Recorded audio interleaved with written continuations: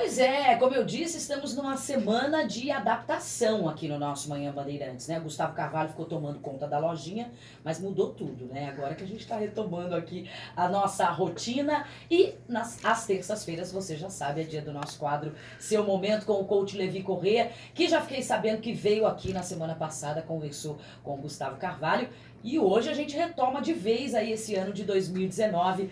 Bom dia, Levi, seja muito bem-vindo. Bom dia, Juliana, seja bem-vinda. Como foi as férias? Maravilha, foi muito bom. Deu para Que bom. descansar bastante, isso eu posso te garantir, viu, É, Levi? é bom ter você por aqui. Oh, maravilha, Levi. O que a gente vai falar hoje? No meu primeiro, seu momento. Vocês já tiveram aí semana passada, mas o meu é o primeiro, Levi. Muito bom, eu quero pegar um pouco desse ensejo, desse momento de ano, para a gente refletir um pouquinho sobre escassez e abundância. Sim. São duas palavras que a gente vê que é muito pronunciada, porém eu quero passar por algumas reflexões aqui hoje com os nossos ouvintes, para ver se a gente leva isso para o dia a dia.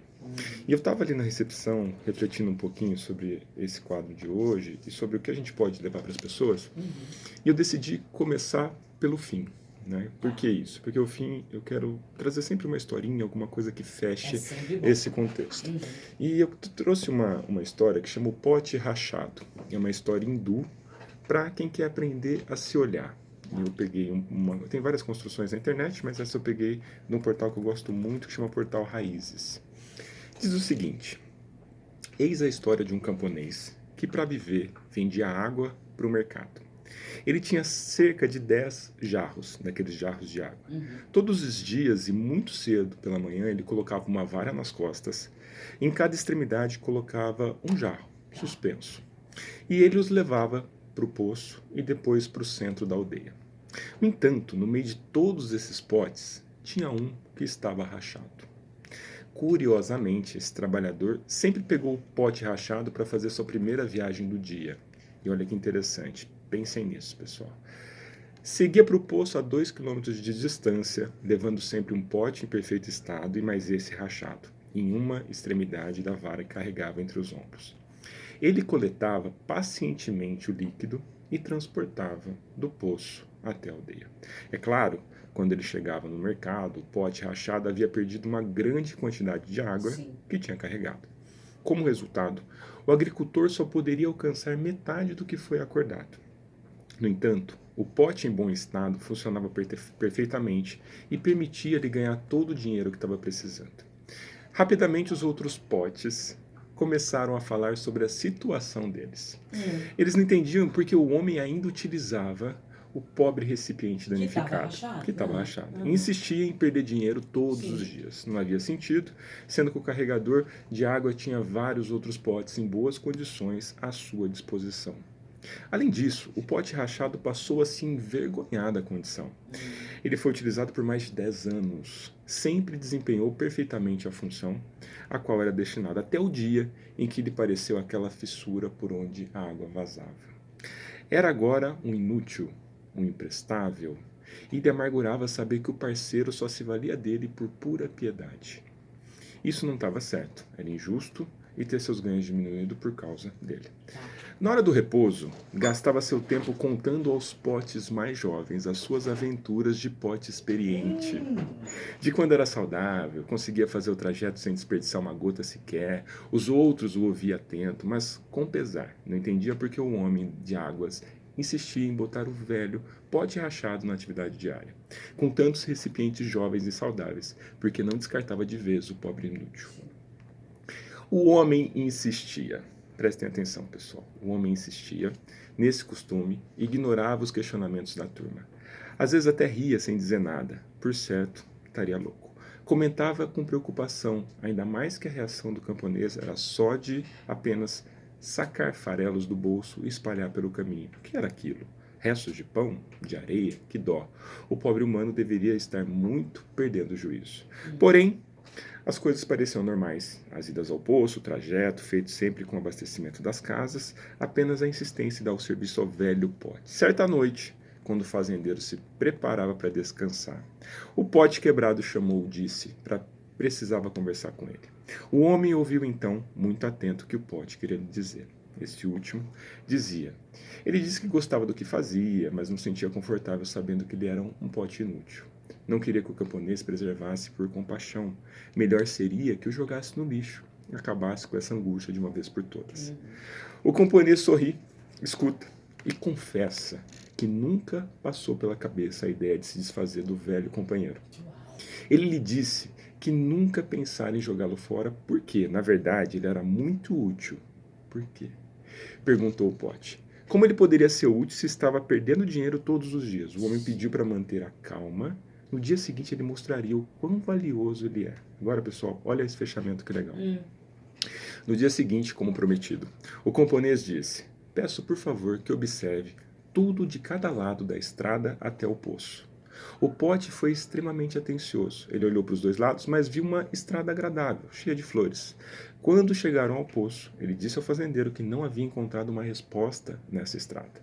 O homem olhou para ele carinhosamente e disse: desde que você se rachou, eu estive pensando sobre a melhor maneira de continuar obtendo o máximo de você.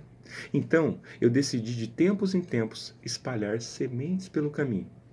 E graças a você, eu era capaz de regá-las todos os dias. E graças a você, uma vez que tudo floresceu, eu posso escolher algumas plantas e vendê-las no mercado, a um preço superior ao da água. O Pote rachado, muito comovido, entendeu qual era a preciosa missão. Gente, que coisa fantástica, maravilhoso, Levi, muito bom.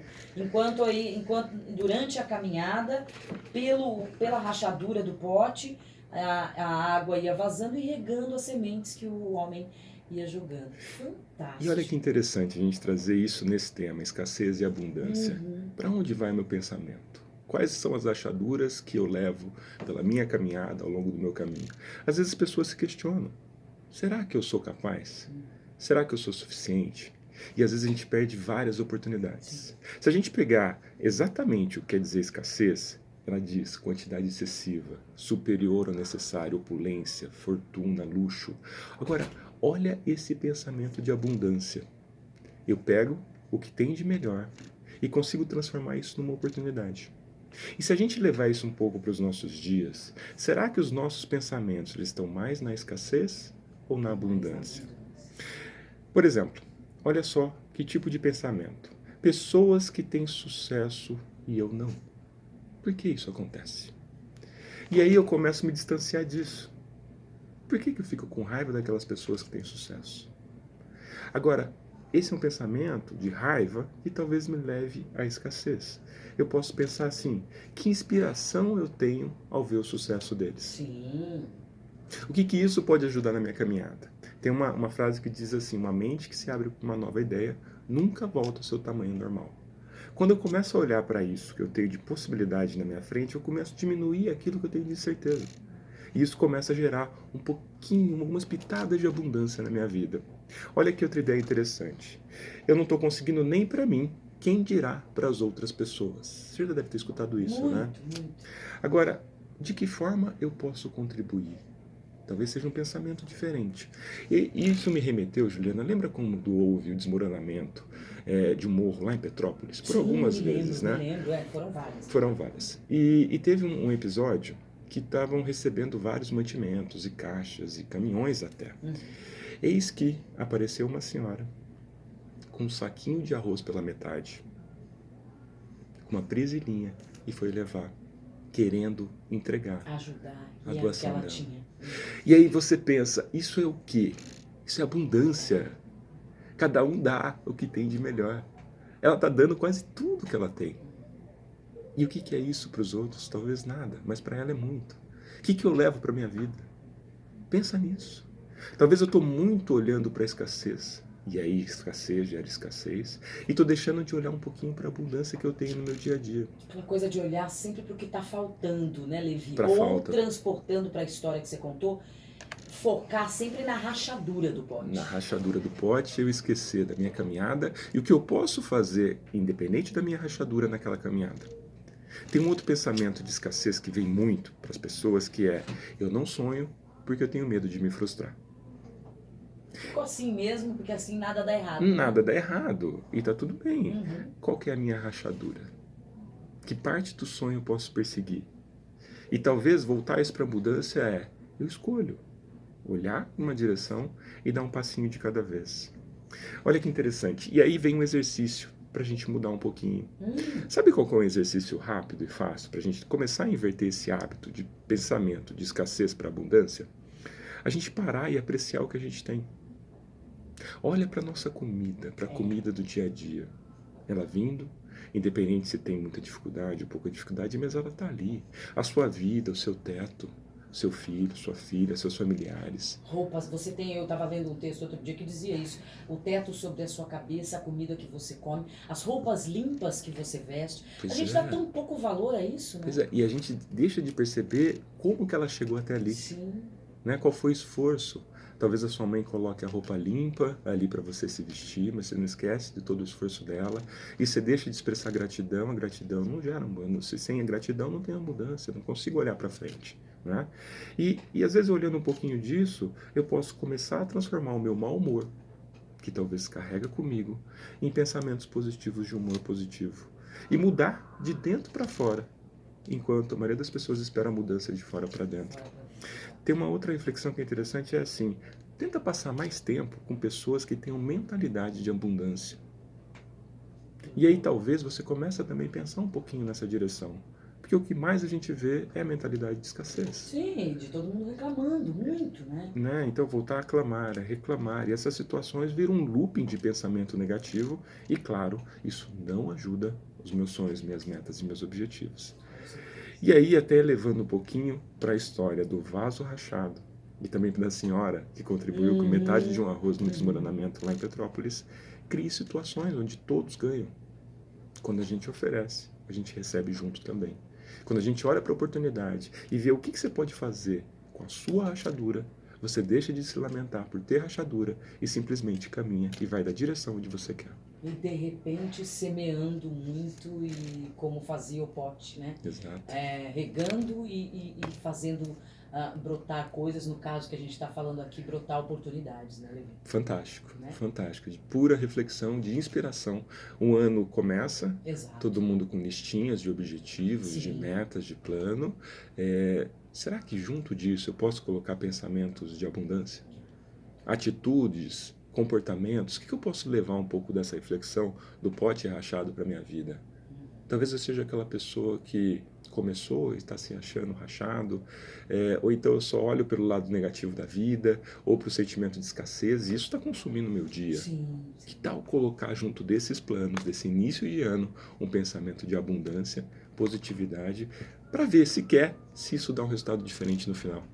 E aí quem está nos ouvindo pode nos dizer se faz sentido ou não. Claro, com certeza. O telefone loucamente tocando aqui. Levi, ainda dá tempo de fazer listinha, né? Já estamos no final do mês de janeiro, mas dizem que o ano só começa depois do carnaval. Não, gente, já dá para começar a mexer os pauzinhos aí agora. Dá tempo de fazer listinha ainda? Sempre há sempre tempo. tempo. Sempre né? há tempo. Sempre tempo. E melhor, coloca intenção, coloca vontade, coloca pensamentos positivos e de abundância. Tira um pouquinho do pé do freio, né? Começa a acelerar. Começa a olhar para aquilo que você pode fazer e deixa aquilo que você não pode fazer. Olha para a história do jarro, da rachadura. Talvez você esteja lamentando até hoje da rachadura do ano passado. O que você pode fazer por ela hoje? E talvez isso comece a fluir na sua direção, na sua vida e de todos que estão ao nosso redor. Maravilha, gente. Nosso quadro Seu Momento está de volta em 2019. Todas as terças-feiras o Levi vai estar aqui contando essas histórias super inspiradoras e super bacanas para a gente alcançar aí os nossos objetivos. 2019 está só começando, tem várias histórias, né, Levi? Recheado de belas histórias, de reflexões, e quero aí a participação do pessoal. Sim, com né, certeza, Juliana? exatamente. Dicas com temas, com reflexões, e são, claro, o motivo da gente estar aqui. Exatamente. Inspiração para quê você quer? O que você gostaria que a gente falasse aqui? Quais as reflexões que você gostaria que o Levi trouxesse aqui pra gente? Eu acho importante a gente deixar essa abertura pro pessoal aqui. Tem o nosso WhatsApp, dá para achar o Levi na internet também, através das redes sociais, né, Levi? Você tá no Instagram? Instagram, Facebook, LinkedIn. É difícil da rede social que eu não tô, Juliana Caetano. Digitou Levi Corrêa lá, é difícil de escapar. Vai aparecer algum lugar. lugar. Nosso quadro Seu Momento dessa terça-feira fica por aqui. Semana que vem nós estamos de volta. Levi Correia vai estar aqui com a gente mais uma vez com essas reflexões super bacanas. Levi, bom tá de volta, hein? Obrigado, Ju. Seja bem-vinda. Você Obrigada. alegra o nosso ambiente. Uma boa semana para todos nós. Até terça-feira que vem. Até. Tchau, tchau.